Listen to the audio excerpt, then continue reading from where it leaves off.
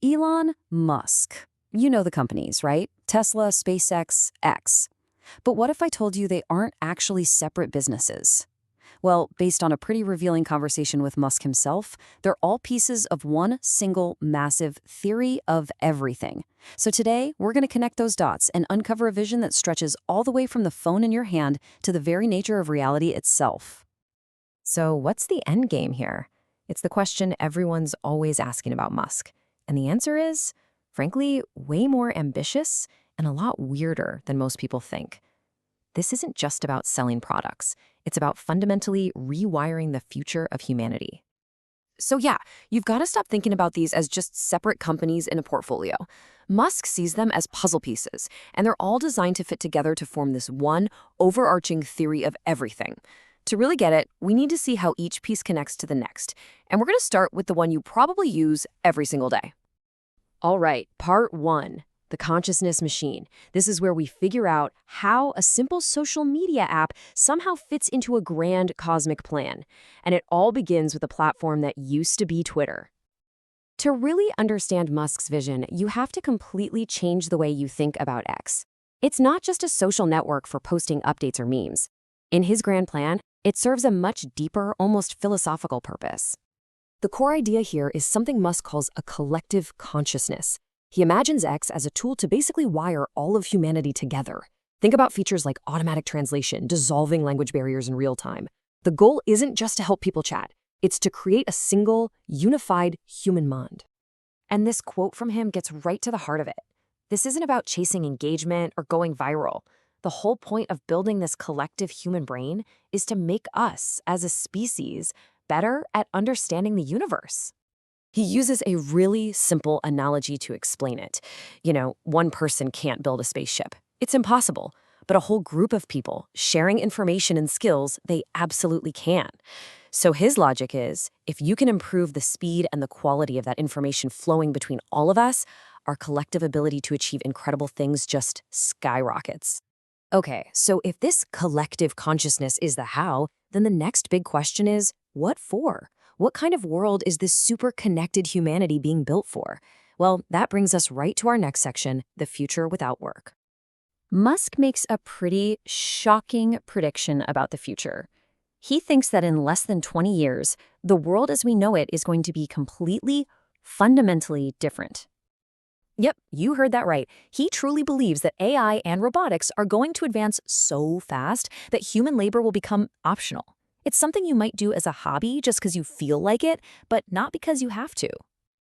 And this chart really shows you the incredible difference between our world now and the one he sees coming. We're talking about a shift from required jobs and scarcity to optional work and total abundance. A world where anyone can have pretty much any goods or services they want. A world so abundant, in fact, that money itself just goes away.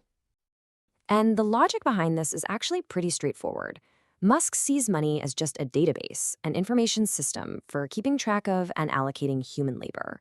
So in a future where AI and robots can make anything you want on demand, there's no labor to allocate. The database becomes useless. As he says, money just disappears as a concept. All right, so we have this collective human consciousness living in a post-work, post-money world of complete abundance. But why? What's the point of it all? This brings us to the third part, and really the philosophical heart of his entire vision: life, the universe, and AI. Whenever he's asked about the meaning of life, Musk pretty much always comes back to one major influence: the sci-fi classic by Douglas Adams, The Hitchhiker's Guide to the Galaxy. And this is the key lesson he took from that book. If you remember the story, a giant supercomputer figures out the answer to the ultimate question of life, the universe, and everything, and the answer is 42.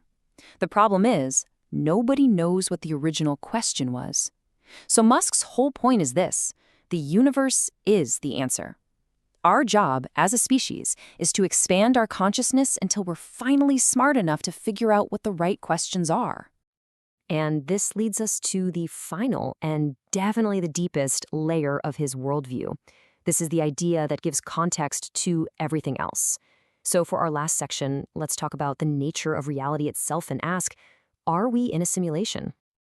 Musk argues that it's actually highly probable that we're living inside a simulation, and his argument, laid out right here, is all about the progress of video games. I mean, think about it. 50 years ago, we had Pong, two rectangles and a square. Today, we have these massive, photorealistic online worlds. So if you just follow that line of improvement, it seems inevitable that we'll eventually create simulations that are totally indistinguishable from reality.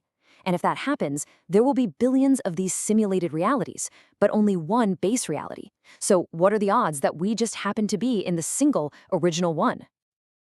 And this brings him to his final point. He kind of suggests, in a sort of Darwinian way, that boring simulations would probably just get shut down by whoever made them. The simulations that would be allowed to keep running would be the ones that are the most interesting. And so therefore, the most interesting outcome is always the most likely one. And that brings everything full circle. You see, whether he's building a collective consciousness with X or creating a future of total abundance, the driving philosophy is always the same. Expand humanity's ability to ask the right questions, and in doing that, make reality as interesting as it can possibly be. So the final question for us is, if he's right and the most interesting outcome is the most likely one, what happens next? Thanks for joining us for this explainer.